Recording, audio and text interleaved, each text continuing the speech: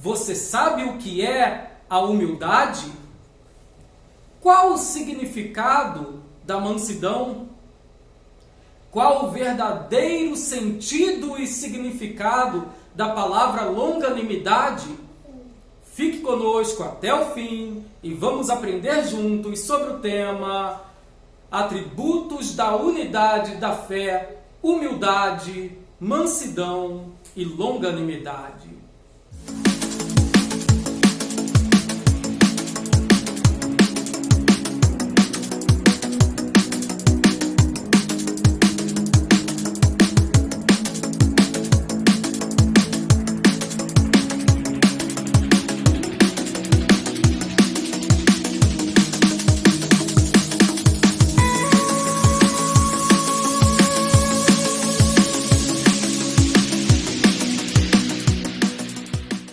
Graça e paz, queridos!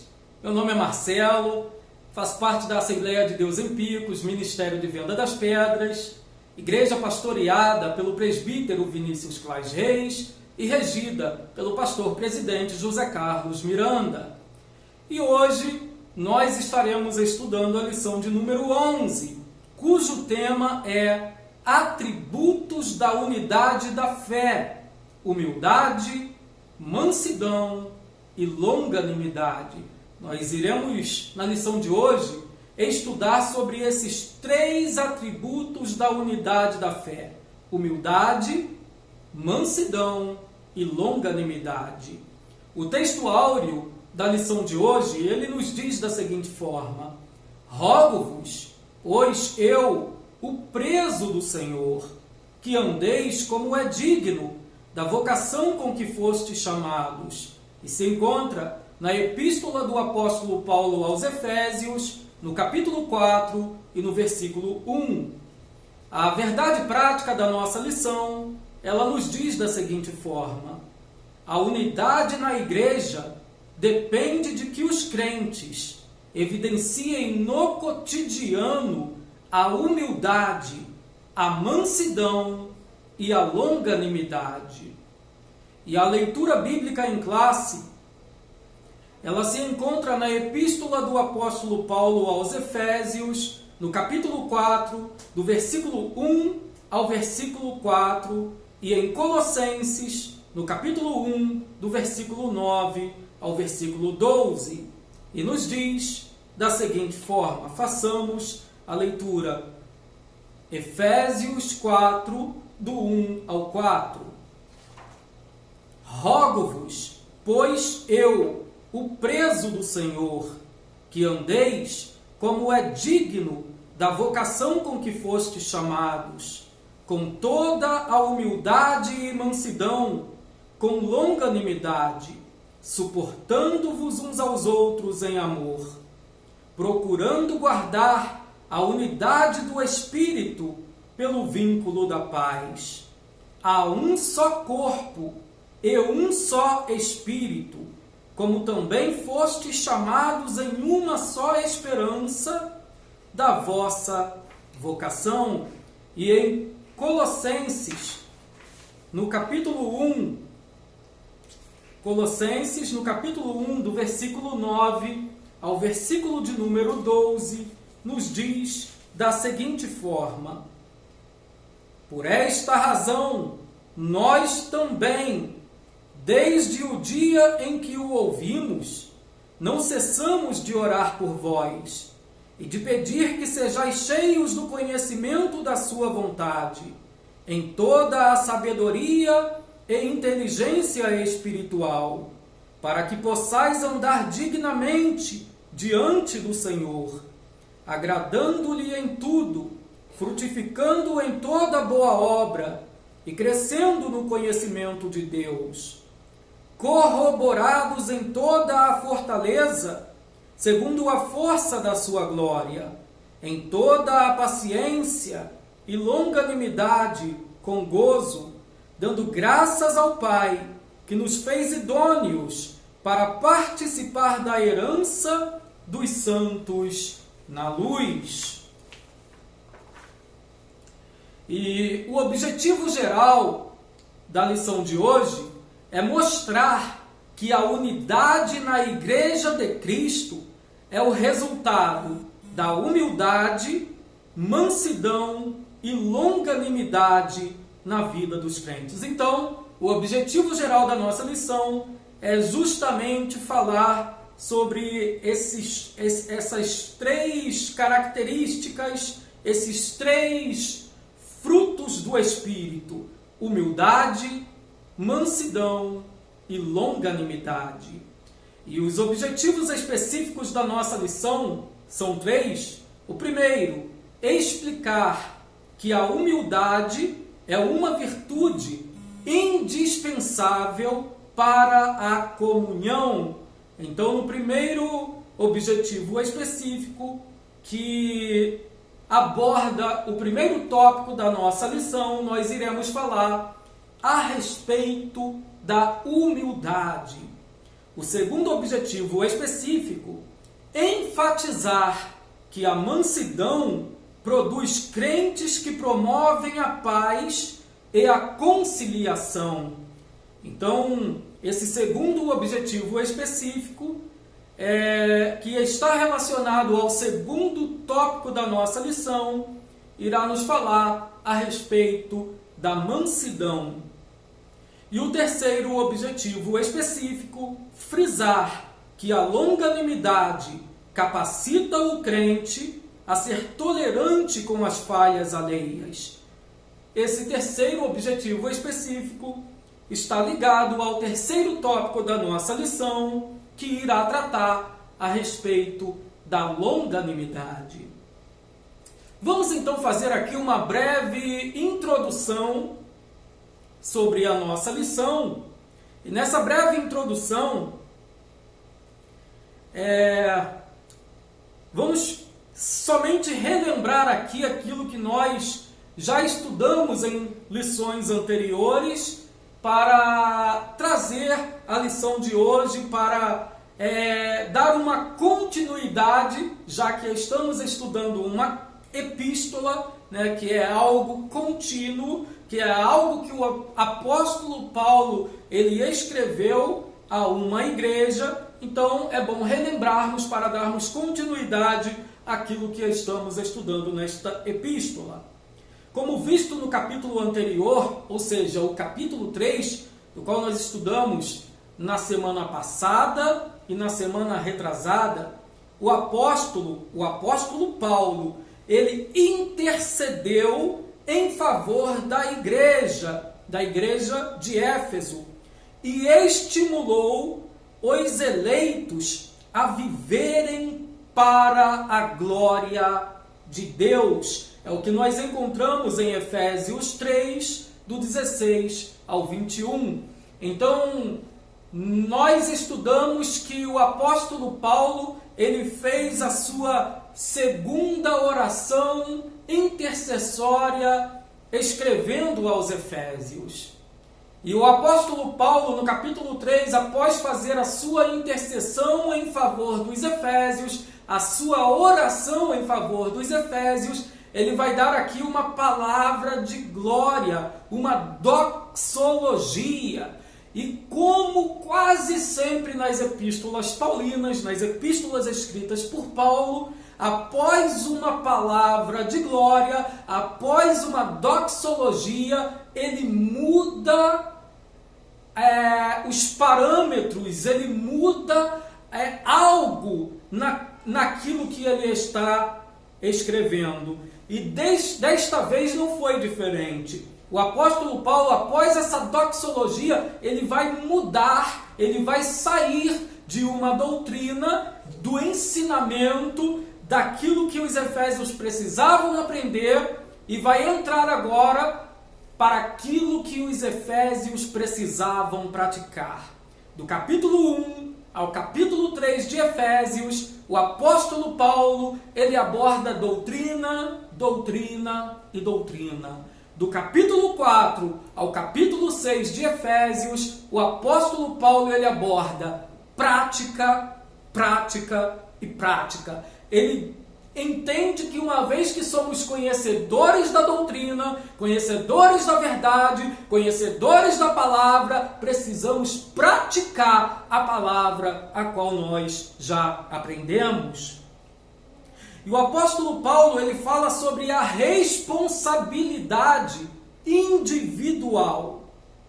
Todos nós possuímos responsabilidades individuais diante primeiro de Deus e também diante da igreja e da sociedade, onde devemos ter um relacionamento adequado com os membros do corpo de Cristo.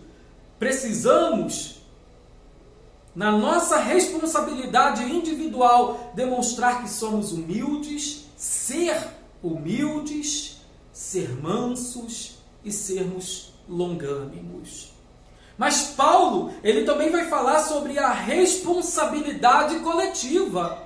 Nós temos uma responsabilidade individual, mas possuímos também uma responsabilidade em conjunto, uma responsabilidade coletiva, incluindo aqui o compromisso de preservar a unidade do Espírito pelo vínculo da paz. Precisamos preservar a unidade do Espírito pelo vínculo da paz. Precisamos da responsabilidade coletiva, estarmos unidos em comum acordo, em comunhão uns para com os outros. Estudaremos ainda nessa lição o conceito bíblico da verdadeira comunhão, que advém de 3 frutos do Espírito: humildade, mansidão e longanimidade. Então nós vamos estudar sobre a verdadeira comunhão e sobre esses 3 frutos do Espírito. Ainda que nós vamos passar aqui e ver que uma dessas palavras não vai constar na lista de frutos do Espírito, mas está diretamente ligado aos frutos do Espírito. Todas as epístolas de Paulo contêm equilíbrio entre teologia e vida. Essa carta, a carta aos Efésios, essa epístola, melhor dizendo, ela não é diferente. Os 3 primeiros capítulos lidam com a doutrina, enquanto os últimos 3 capítulos, já que Efésios possui 6 capítulos, lidam com a prática, lidam com o dever, com nossas responsabilidades diante do Mashiach, diante do Eterno. A palavra-chave nesses últimos 3 capítulos é a palavra andar. Grave isso.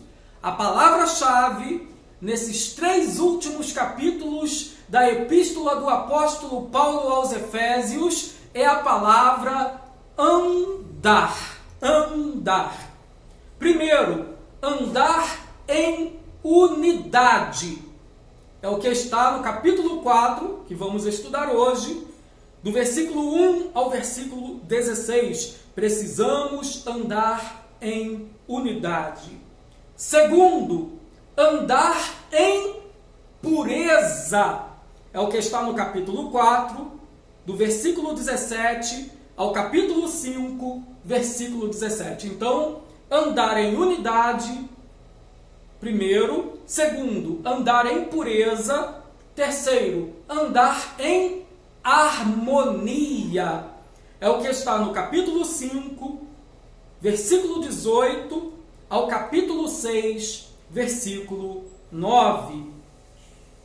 Então temos já 3 itens aqui: andar em unidade, andar em pureza e andar em harmonia. E quarto e último ponto sobre a palavra-chave andar é andar em vitória.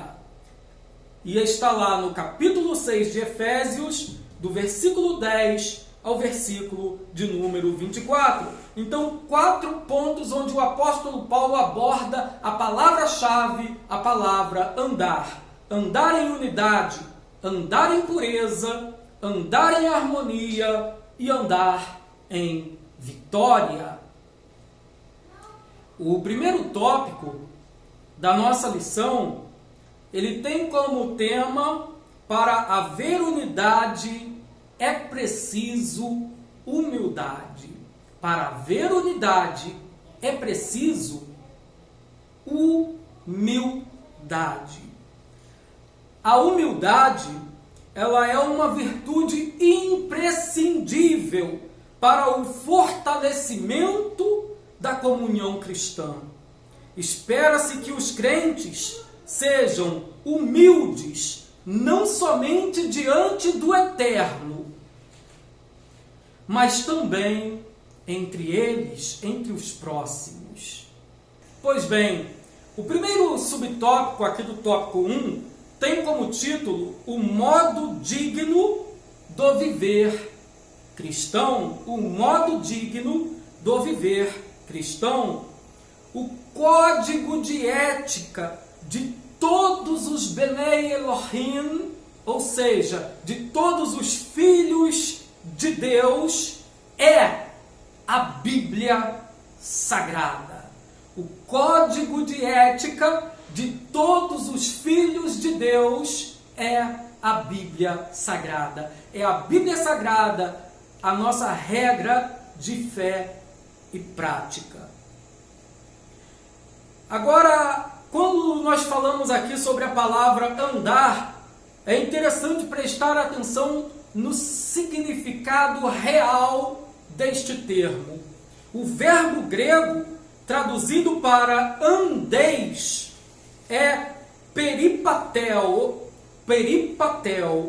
Só que o que significa andeis aqui? O que significa peripatel? Peripatel é um verbo que está conjugado no modo infinitivo. Ou seja, o que isso quer dizer? Não está relacionado com nenhum tempo. Ou seja, andar não está relacionado com passado, com presente, com futuro. Andar aqui está relacionado em todo o tempo. Infinito. É infinito. Não está relacionado com nenhum tempo. O verbo peripatel, ele está no tempo aoristo. O tempo aoristo você não encontra na gramática portuguesa, porque ele faz parte aqui da gramática grega. Na gramática grega significa aquilo que não tem limite. Aoristo, na gramática grega, significa aquilo que não tem limite. Então, andar aqui, o apóstolo Paulo estava falando, é andar sem limites, é andar sem fim, é andar até ser chamado pelo Senhor. Ainda, o verbo grego peripatel, ele está na voz ativa, ele não está na voz passiva, ele está na voz ativa. O que isso quer dizer? Quer dizer que nós não estamos sofrendo o verbo, nós estamos praticando o verbo. Então, andar é uma prática constante, infinita. O que Paulo está dizendo é, você não deve andar somente hoje, em unidade, em pureza, em harmonia, em vitória. Você tem que andar todos os dias da sua vida em unidade com o seu irmão, em pureza para com Deus, em harmonia com o próximo, em harmonia com Deus, em todo o tempo, até o final, inclusive quando Cristo voltar, continuar com esse peripatel, com essa harmonia, com essa pureza, com essa humildade, com essa unidade, com essa vitória. Então, andar aqui é andar sem limites, é andar de forma infinita. Eu não vou parar com as tribulações, com as perseguições, eu não vou parar com aquilo que vem para me atribular, mas eu vou caminhar, caminhar e caminhar. Essa era a palavra do apóstolo Paulo. Ainda aqui, isso significa que a ação de andar escrita por Paulo não é uma ação temporária. Infelizmente, muitos têm a Bíblia como algo temporário. pratica hoje, amanhã não pratica. Pratica uma semana, depois não pratica. Quando? Não, pior, pratica na igreja, mas fora da igreja não pratica. O verbo andar, peripatel, não é temporário, mas é constante, é infinito. Essa conduta que deve ser diária e constante. O andar do cristão está diretamente relacionado com o seu nível de comunhão com Deus e com os irmãos. Então, o andar do cristão, ele está relacionado com o nosso nível de comunhão com Deus. Se eu estou em comunhão com Deus e em comunhão com os meus irmãos, eu pratico a humildade. Mas se eu não estou em comunhão com Deus, a minha humildade ela é falha, ela erra. A minha humildade não é perfeita. O peripatel, o caminho pelo qual eu ando, ele não é perfeito, ele é temporário. Assim, para manter e desenvolver essa comunhão, Paulo enfatiza 3 virtudes essenciais e interligadas: a humildade, a mansidão e a longanimidade. Sem esses 3 itens, humildade, mansidão e longanimidade, nós não conseguimos alcançar a comunhão com o Eterno. O segundo ponto da nossa lição fala sobre a humildade. Após o apóstolo orientar que os cristãos devem viver de modo digno com a vocação recebida, ele enumera divinamente inspirado as já citadas 3 virtudes essenciais da chamada cristã, para que os salvos possam viver a unidade da fé. Então, eu vou ler aqui novamente, porque é interessante, o capítulo 4, o versículo 1, rogo-vos, pois eu, o preso do Senhor. E eu vou ler agora novamente o capítulo 3, versículo 1. Por esta causa, eu, Paulo, sou prisioneiro de Jesus Cristo, por vós, os gentios. Onde Paulo estava? Paulo estava preso em uma casa alugada em Roma, em uma prisão domiciliar. Paulo, ele não podia sair daquela casa, ele não podia se locomover, ele não podia visitar o templo em Jerusalém, Paulo, ele não podia visitar sinagogas, Paulo, ele não podia visitar os efésios, Paulo, ele não podia visitar os seus amigos. A única coisa que Paulo podia fazer era orar e escrever cartas para enviar àqueles a quem ele desejava. Paulo estava preso, era um prisioneiro de Roma, era um prisioneiro de César, mas ele não se considerava um prisioneiro de Roma, ele não se considerava um prisioneiro de César, ele se considerava aqui o preso do Senhor. Quando nós estamos em Cristo, nós aproveitamos as tribulações, nós aproveitamos as adversidades para fazer a obra de Deus. Foi dentro daquela prisão domiciliar que Paulo, ele deixou excelentíssimas cartas para nós hoje.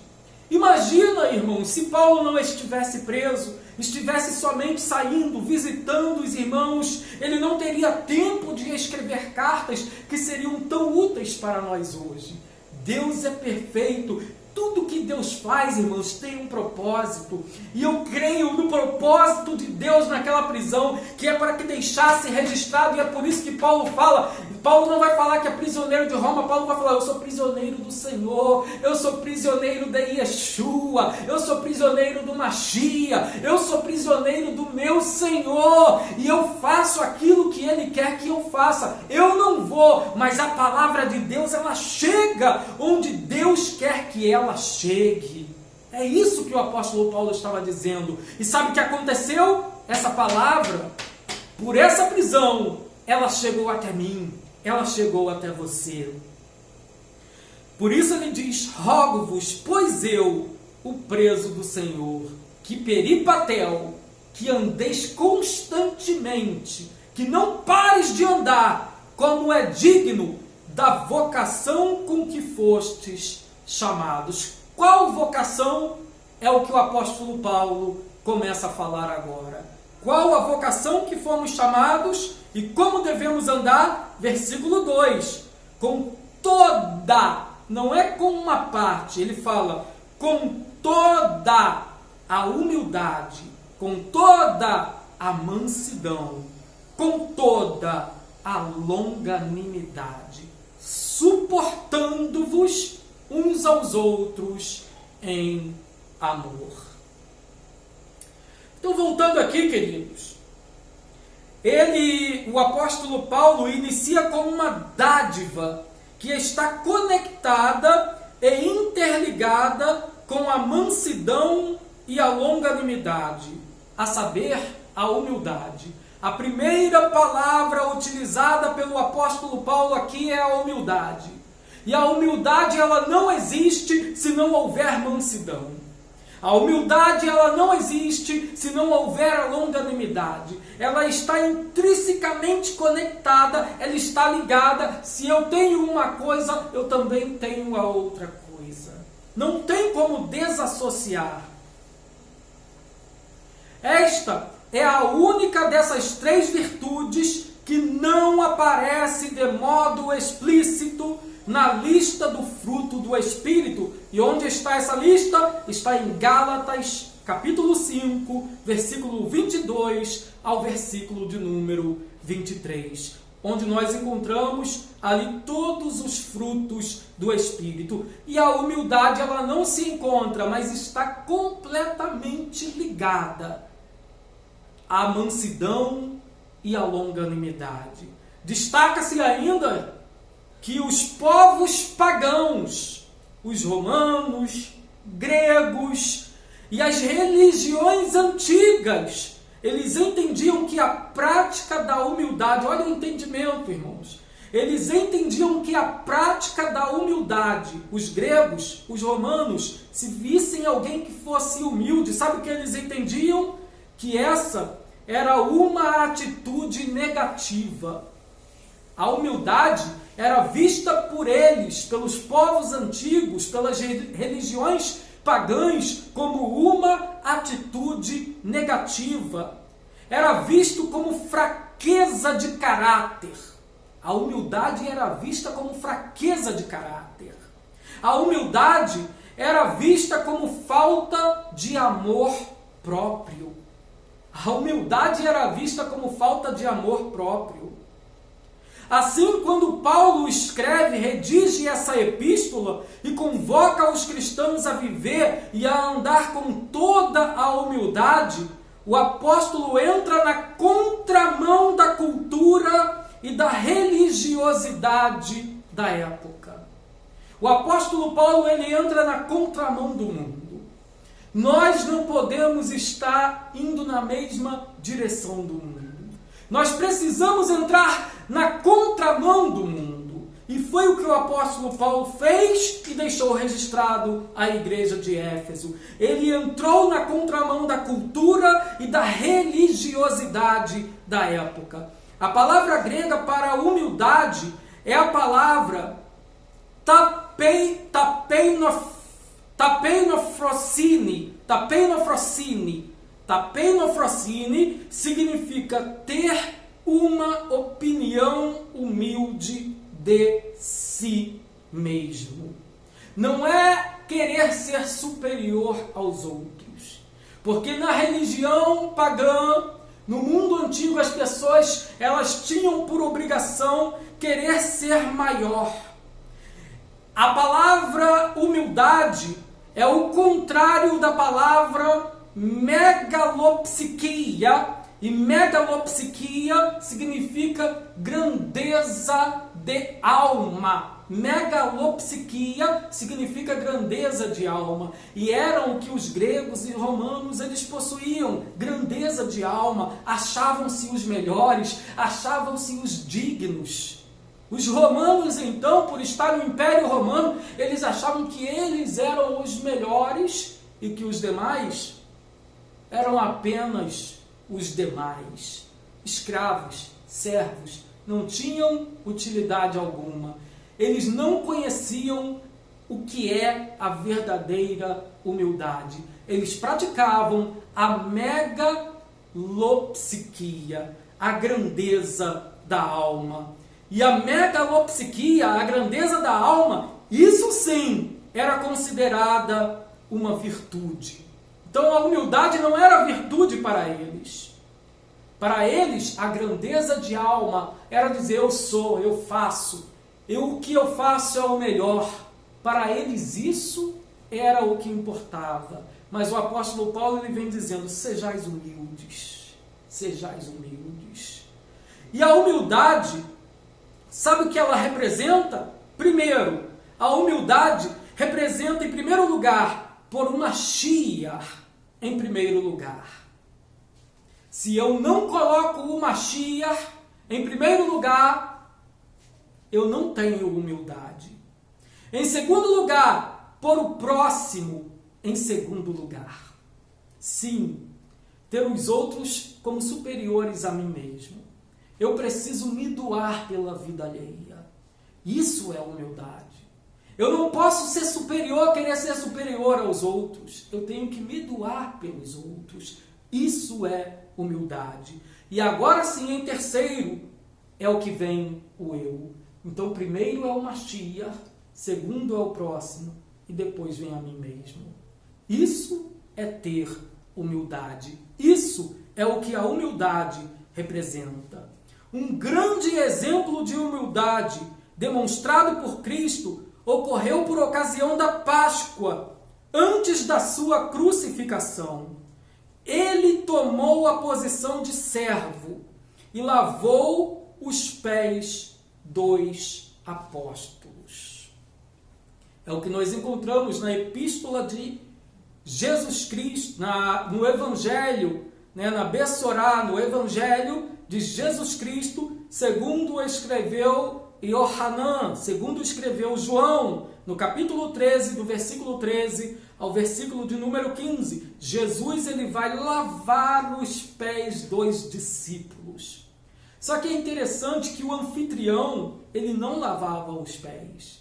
Quem lavava os pés eram os servos. Os servos é que deveriam lavar os pés do anfitrião. Só que Jesus aqui, ele sendo o maior da casa, ele se colocou na posição de servo e lavou o pé dos discípulos. Sabe o que isso quer dizer? Eu devo considerar os outros superiores até a mim mesmo. Não superiores a Deus, mas superiores a mim mesmo. Foi isso que Yeshua fez. Ele considerou os outros, ele considerou os discípulos como superiores a ele mesmo. Quando ele fez esse ato, ele disse: eu me considero agora como servo, eu vim para servir, eu vim para morrer, eu vim para comprar, eu vim para levar comigo o pecado da humanidade. Foi isso que Yeshua ele fez. Pois bem, vamos então ao terceiro ponto aqui, a verdadeira humildade. Ser humilde também significa ser autêntico. Ser humilde significa ser autêntico. Tem muita humildade aparente. Isto é, reconhecer as suas fraquezas. Ninguém é perfeito.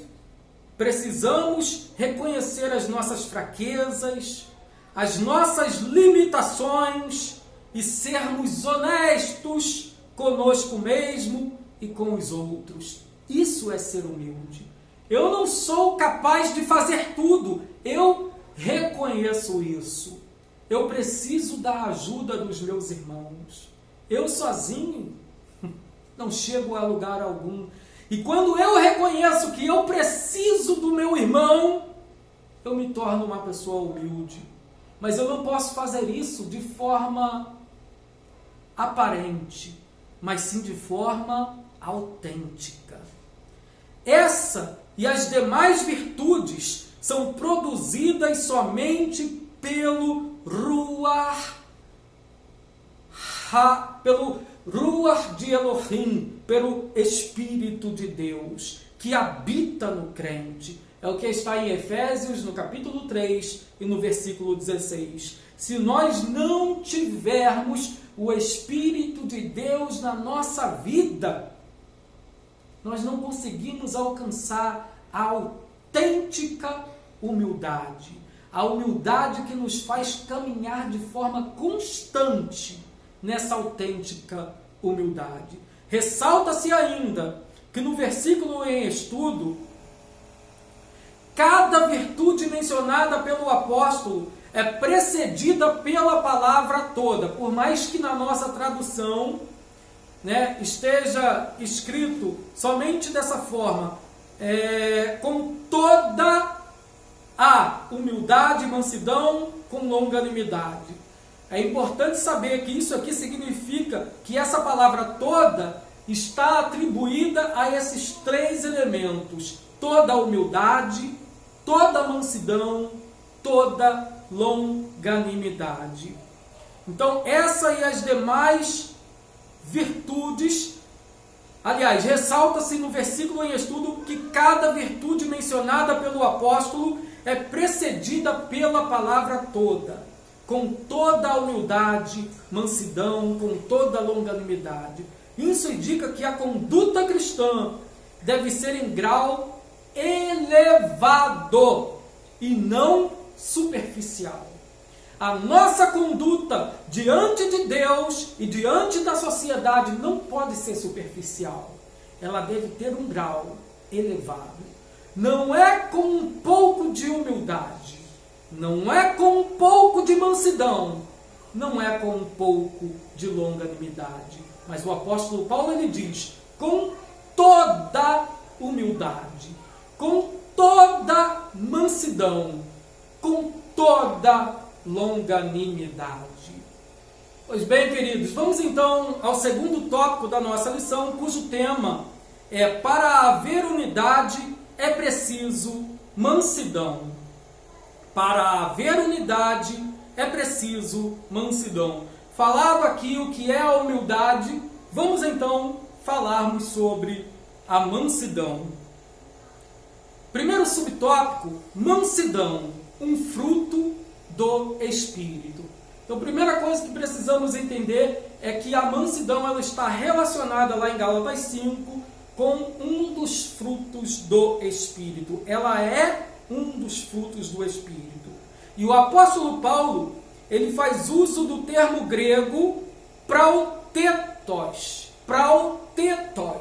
para enfatizar que os irmãos necessitam comportar-se com mansidão para viverem de modo digno.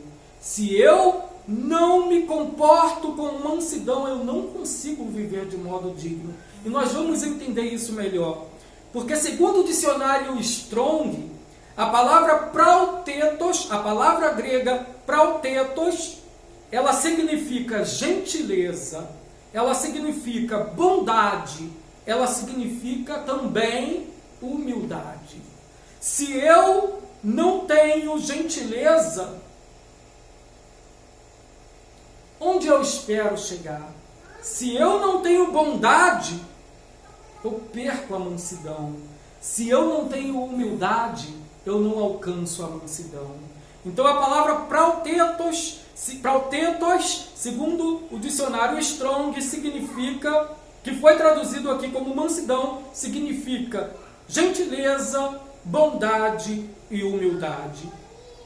Desse modo ainda nós podemos definir que a palavra mansidão, ela transmite o conceito de ternura, de gentileza, de cortesia e de paciência. A mansidão, ela é paciente. Tem que saber esperar. É importante frisar ainda, queridos, que o teólogo pentecostal David Lean,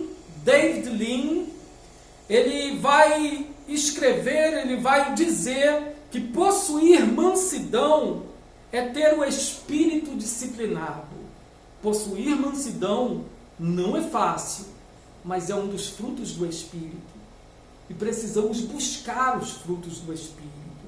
E ele vai dizer, David Lean, um teólogo pentecostal, que possuir mansidão é ter o espírito disciplinado.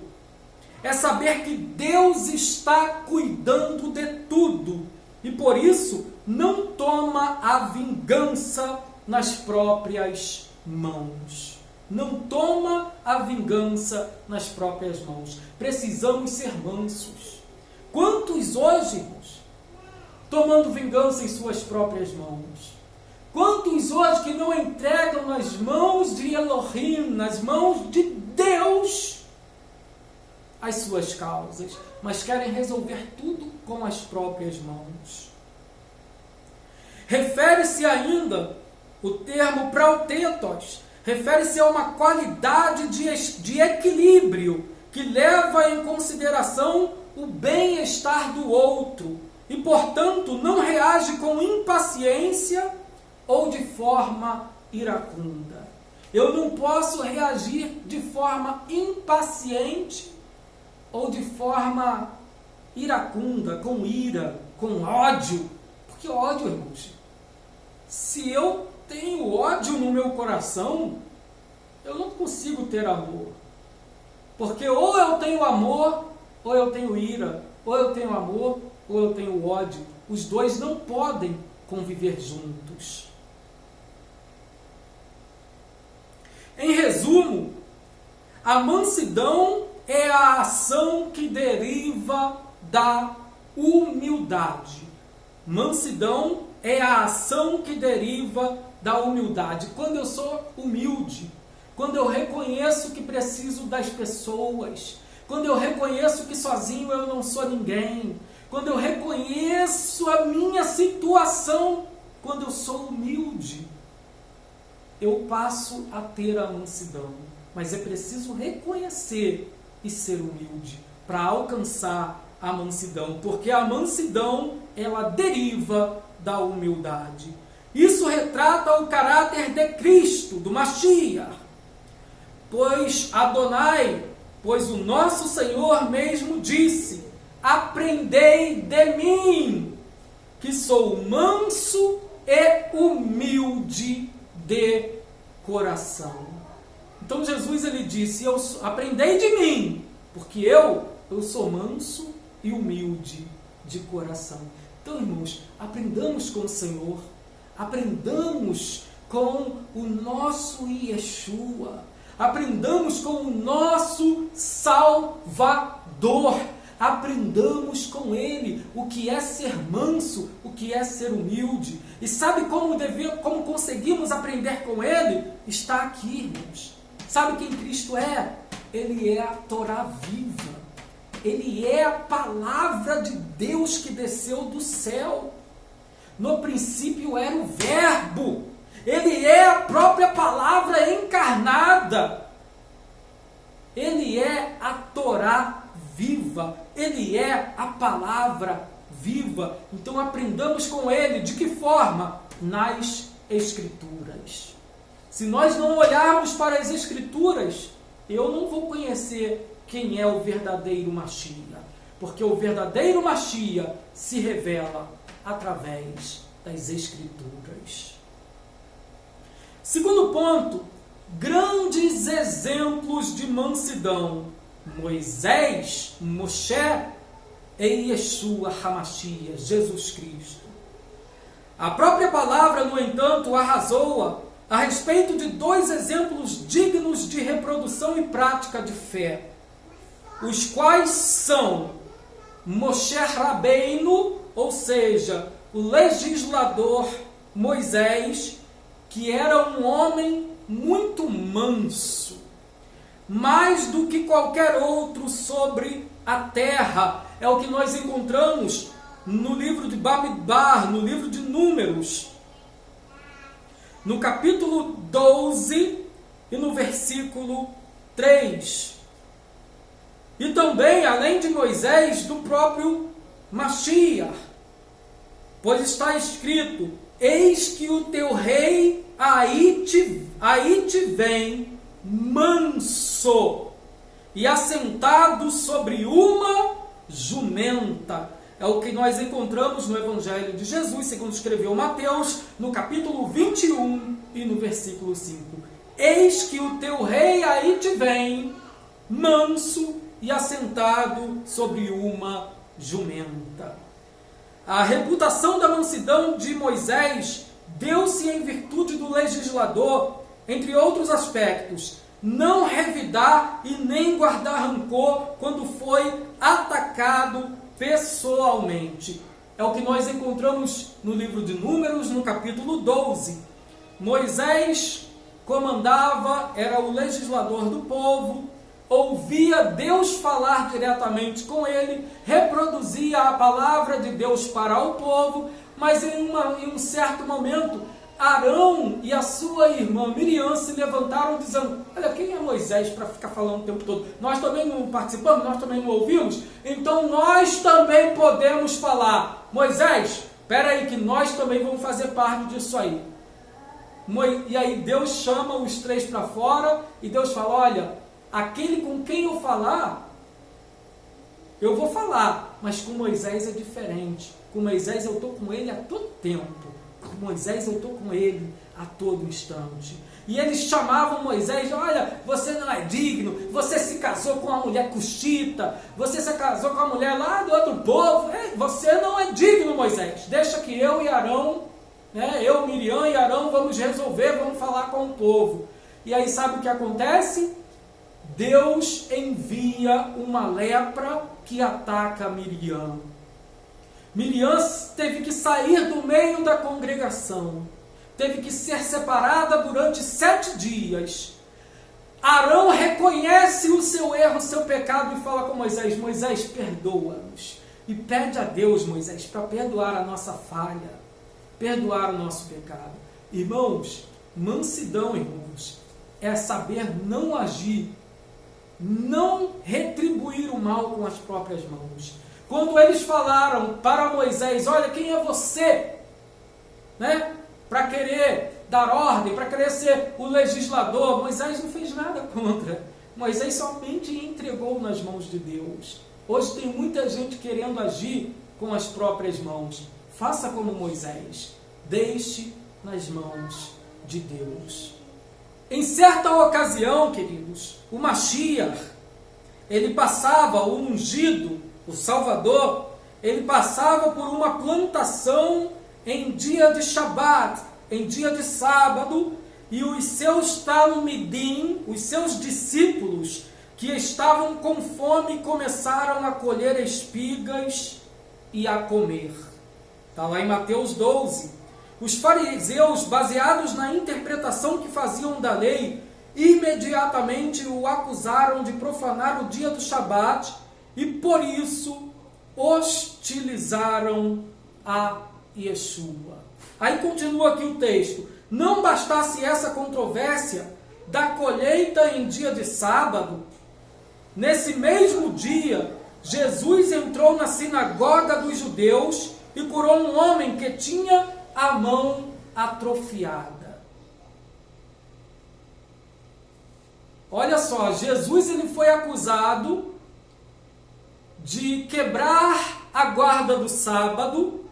Jesus ele foi acusado de curar um homem que tinha a mão atrofiada, e isso tudo foi acusando. Sabe o que Jesus fazia?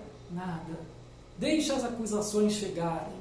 No tempo certo, eles vão descobrir quem eu verdadeiramente sou. Quando finalmente, por permissão divina, os seus algozes levaram-no à cruz, a postura de Jesus foi de benevolência para com eles. Sabe o que Jesus disse? Estando lá no madeiro, Jesus olha para aqueles que haviam o acusado por violar o sábado, sendo que era mentira, porque a lei dizia que devia guardar o sábado, mas a lei oral, ela dizia que em favor de uma vida eu posso quebrar o dia do Shabat, em favor de uma vida eu posso quebrar o Shabat. Isso a lei oral ensinava, mas eles estavam querendo ali pegar Jesus no contrapé, né? Mas Jesus no madeiro, mesmo diante de tantas acusações, mesmo diante de tantos chicotes que Jesus recebeu, mesmo diante de tantas afrontas, Jesus na cruz, ele vai com espírito de mansidão dizer: Pai, Abba, perdoa-lhes, porque não sabem o que fazem. Está em Lucas 23, 34. Isso, irmãos, é um verdadeiro exemplo de mansidão. O terceiro subtópico aqui, do segundo ponto, ele vai nos dizer, vai nos falar a respeito da verdadeira mansidão. As pessoas com a virtude da mansidão têm o espírito disciplinado e a capacidade de perseverar na perseguição. É o que está em Romanos capítulo 12. Então, quem tem a virtude da mansidão, ele tem o espírito disciplinado e ele tem a capacidade de perseverar na perseguição. Ratifica-se ainda que a verdadeira mansidão está intrinsecamente interligada à humildade, como nós já falamos anteriormente. Uma pessoa que é mansa, ela também é humilde. Não obstante, assim como entre os pagãos da antiguidade, odiernamente, hoje em dia, né, que é a palavra odierno, hoje em dia, em determinados círculos, os que evidenciam essa virtude são classificados pejorativamente como: quem é manso hoje é classificado muitas vezes como fraco, aquele que às vezes é insultado e se cala, ele é de forma pejorativa classificado como fraco, bobão, né? Como medroso, como inseguro, como covarde, como cerviz e outros termos igualmente depreciativos. Mas eu te digo, irmãos, Jesus passou por tudo isso e venceu. Se nós passarmos, irmãos, e aceitarmos que isso tudo, irmãos, um dia terá fim, porque um dia estaremos com Ele para todo o sempre, irmãos. Nós vamos passar por isso. A Bíblia fala que as provações do tempo presente não se podem comparar com a glória do porvir. Irmãos, não tem, a nossa pequenina mente não consegue alcançar a dimensão da glória de Deus. O que Deus tem preparado, irmãos, nós não conseguimos. O máximo que nós pensamos é pouco diante do que Deus tem preparado. A nossa mente, irmãos, ela é muito finita, ela não consegue alcançar a dimensão da glória de Deus. Contudo, irmãos, mesmo diante de toda essa hostilidade, as Escrituras exortam o cristão a andar com toda a mansidão. Efésios 4:2. Mesmo diante das hostilidades, mesmo diante das afrontas, andemos em mansidão. Assim, ser manso não significa ser fraco ou inferior, ou mesmo adquirir conduta de autodepreciação. Pelo contrário, indica o perfeito controle das emoções e sentimentos. Ser manso, irmãos, todos nós somos seres humanos. Todos nós nos iramos, ficamos nervosos, sim, ficamos. Mas sabe o que é ser manso, irmãos? É ter o controle das emoções. É controlar aquela ira, né, aquele nervosismo que dá, né, mesmo diante dessas situações difíceis, eu preciso ser manso. A virtude da mansidão trata da submissão do homem para com Deus e a sua palavra. É o que está em Tiago 1:21. E o quarto ponto da nossa lição fala sobre mansidão pressupõe conciliação. Mansidão pressupõe conciliação. Todo aquele que possui a virtude bíblica da mansidão, todo aquele que possui a virtude bíblica da mansidão, tem um comportamento de conciliação.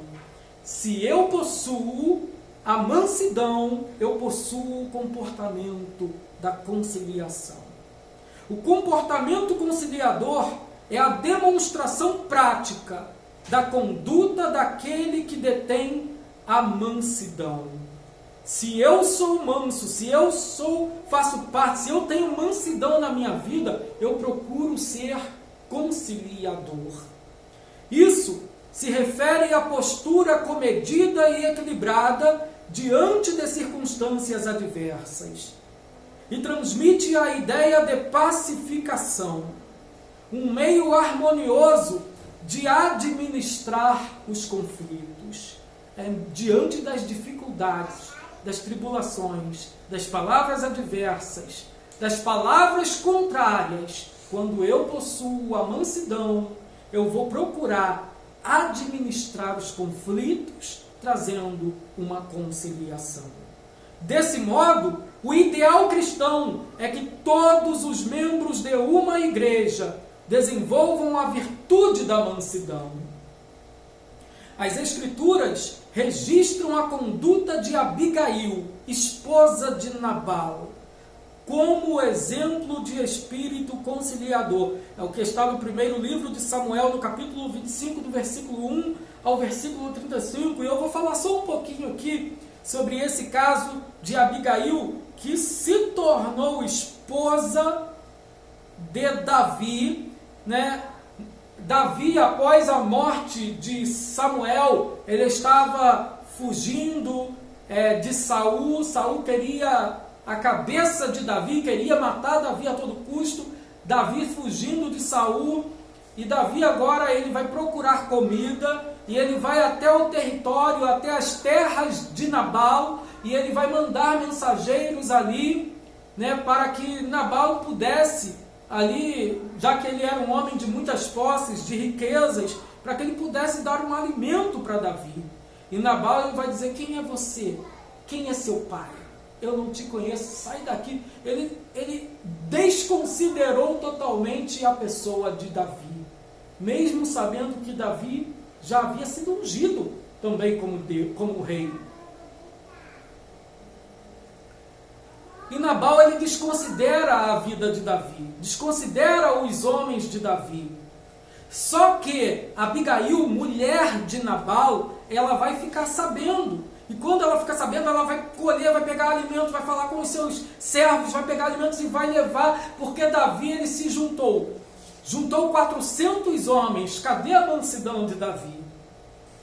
Davi ele falou: eu vou me vingar, é agora. Davi junta 400 homens e vai até Nabal e fala: vamos exterminar 400 homens para matar Nabal. Davi perdeu a mansidão, mas Abigail foi a mulher que trouxe, que tinha mansidão e que trouxe para Davi uma conciliação. Abigail ela levou alimentos para Davi e falou: olha, Davi, não faz isso. Não suje as tuas mãos, não se vingue, deixe nas mãos de Deus. Deus feriu posteriormente Nabal de morte. Abigail se tornou mulher de Davi, mas tudo porque Abigail tinha espírito de mansidão.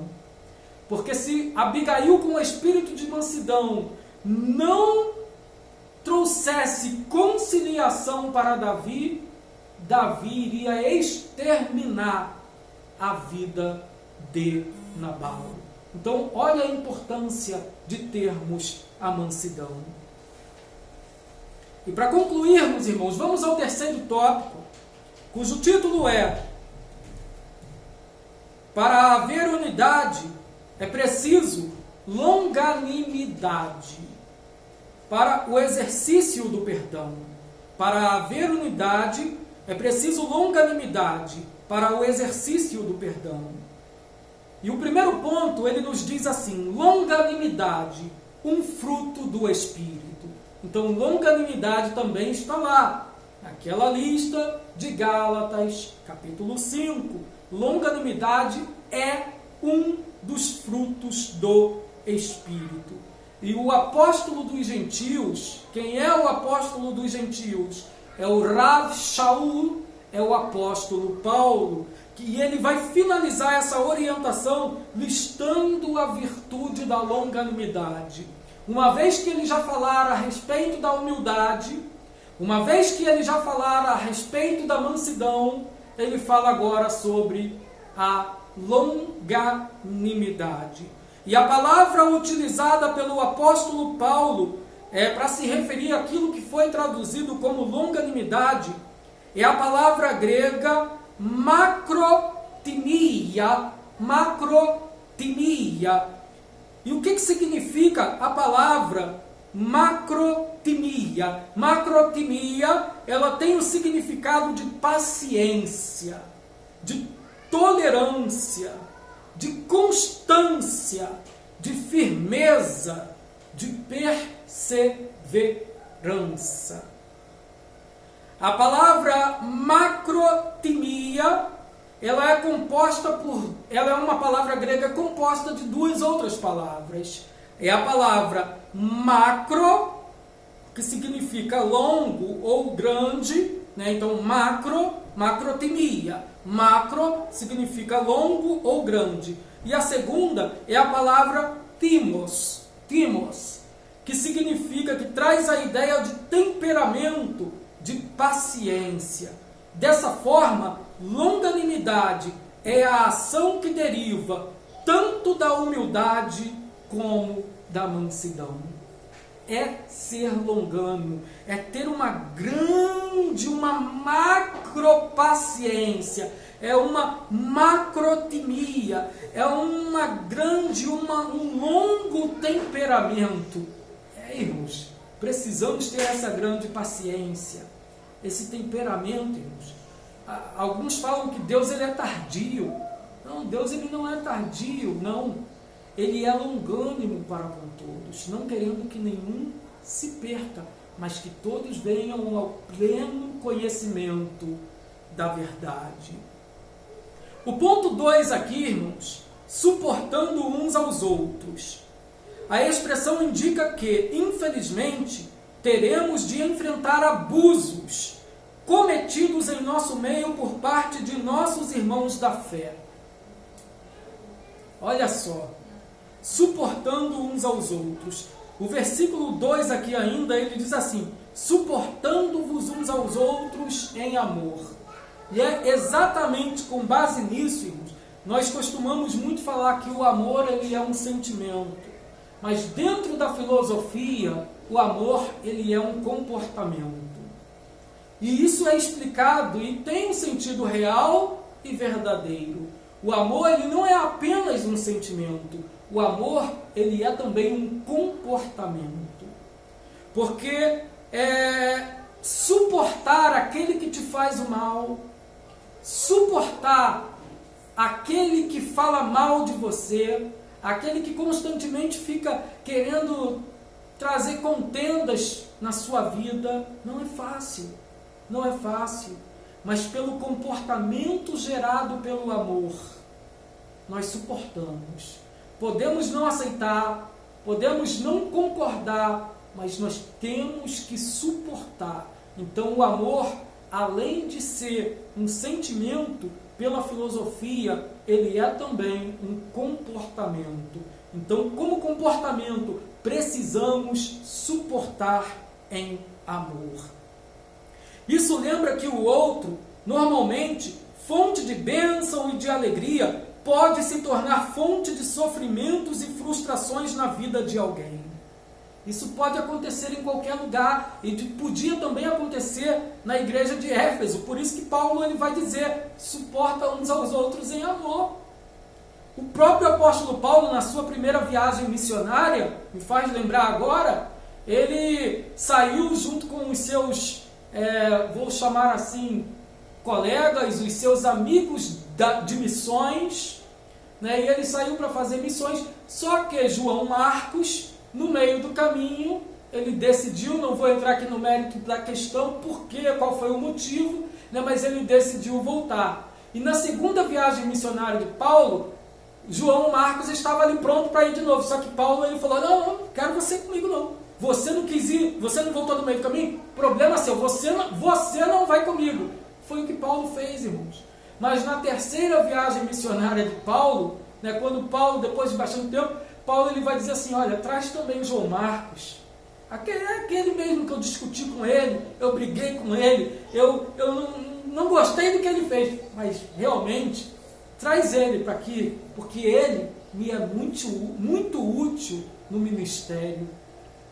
O apóstolo Paulo ele reconheceu o seu erro, a sua falha, teve a humildade de reconhecer, teve a mansidão de falar o que ele sentiu no seu coração. E ele teve longanimidade, teve paciência de saber esperar o momento certo de falar e disse, traz ele é útil, eu preciso dele para me ajudar no meu ministério. Continuando aqui, mercê dessa orientação bíblica para andar de modo digno da vocação, com toda a humildade, mansidão e longanimidade, o apóstolo também nos expõe o modo de fazer isso, ou seja, como que nós devemos andar em mansidão, longanimidade e humildade? É suportando-vos uns aos outros em amor. O amor é a base. Se eu não tiver amor, eu nada serei. O amor, ele é a base. Seja ele um sentimento, seja ele um comportamento, o amor é a base. Por conseguinte, concordes com as palavras de João Crisóstomo, endossamos. Olha o que João Crisóstomo disse, se não suportas o próximo, como Deus te suportará? João Crisóstomo disse, se não toleras o companheiro de serviço, como o Senhor haverá de te tolerar? Mas onde há amor, tudo é suportável. Foram palavras de João Crisóstomo. Então precisamos, irmãos, suportar uns aos outros em amor. E terceiro e último ponto aqui, o perdão como premissa do amor. O amor, ele é um atributo divino, porque Deus é amor. O principal aspecto do fruto do Espírito é o amor. Se eu não tenho amor, irmãos, pode pegar lá Gálatas 5:22. Eu não tenho nada daquilo que está lá. Eu não tenho paciência, mansidão, longanimidade.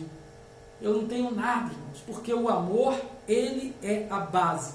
Deus é amor. A tolerância entre irmãos em Cristo deve ser mútua, isto é, amando ardentemente uns aos outros com um coração puro. É o que está em 1 Pedro 1:22, perdoando e sendo perdoado. Se eu não libero perdão, eu não amo e eu não tenho os frutos do Espírito. Se eu não libero perdão, o perdão de Deus não me alcança. Não me alcança. Para nós concluirmos aqui essa lição, nós vamos falar rapidamente, fazer um resumo aqui. Nós observamos nessa lição que para viver de modo digno, se eu quero viver de modo digno, se você quer viver de modo digno, algumas virtudes são essenciais. Algumas virtudes. Você quer viver de modo digno?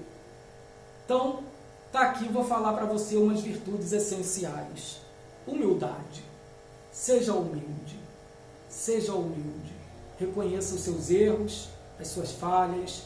Reconhece que você sozinho não vai conseguir, que você precisa do próximo, que você precisa de ajuda. Reconheça. Seja humilde. Eu preciso do meu irmão. Às vezes a pessoa fala, eu só preciso de Deus, mais nada. Não, eu preciso do meu irmão. Eu preciso do meu irmão. Mansidão, irmãos. Mansidão. Ah, irmãos, isso é difícil. mas é necessário. É necessário. Longanimidade. Eu preciso ser longânimo. E longânimo, ó, lembra? Macrotemia. É longo, é grande. É um grande temperamento, irmãos. É um grande temperamento. Quando os crentes vivem essas virtudes, as dissensões desaparecem. E o nome do Eterno, bendito seja Ele, é glorificado. Carregue na sua vida os frutos do Espírito e seja abençoado em nome do Senhor, em nome de Yeshua HaMashiach. Amém? Eu peço a você que você possa também estar se inscrevendo nesse canal, ajudando o nosso canal a crescer, divulgando o Evangelho. Curta esse vídeo, compartilhe com os seus amigos, compartilhe este vídeo com os seus conhecidos, com pessoas que não conhecem o Evangelho ou que não conhecem a Jesus. Compartilhe este vídeo para que pessoas venham ser abençoadas em nome do Senhor Jesus. Eu agradeço a todos em nome do Senhor Jesus. Shalom, shalom, ulehitraot. Paz e até breve. Amém.